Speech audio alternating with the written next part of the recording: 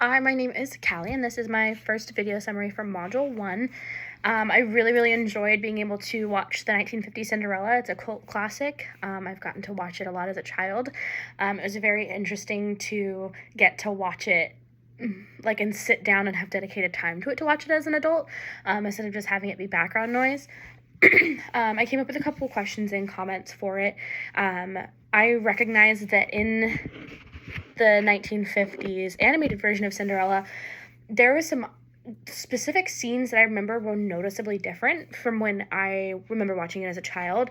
I believe that her dress color was changed to blue for marketing purposes, but I almost felt like it was a Mandela effect, because I remember watching it and it being blue, but I watched it and it was not. It was silver or white, and it was blue in different lighting. But I do know that in all marketing, Cinderella is marketed with a blue dress, rather than marketed with a silver or white dress, and the reasoning behind that is so that it didn't market as a wedding dress.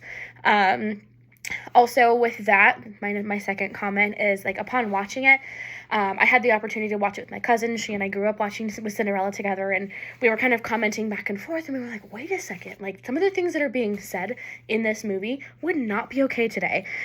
Granted, it obviously came out in 1950. There was a little bit of a different, just cultural and social aspect of everything, but we're talking about the cat's name being Lucifer, and how if a movie had come out today and the cat's name was Lucifer, it would very easily be targeted as a demonic movie.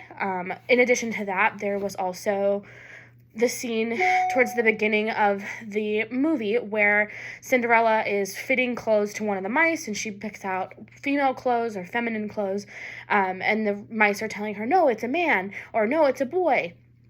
And Cinderella responds with, yes, because that makes a big difference. Whereas today, that would not be okay to say.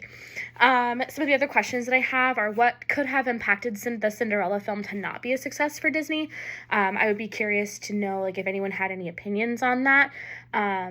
Also, what fairy tales have provided the most escape for others? I know me personally, Enchanted was one that was a big escape movie for me because it blended live action with animated.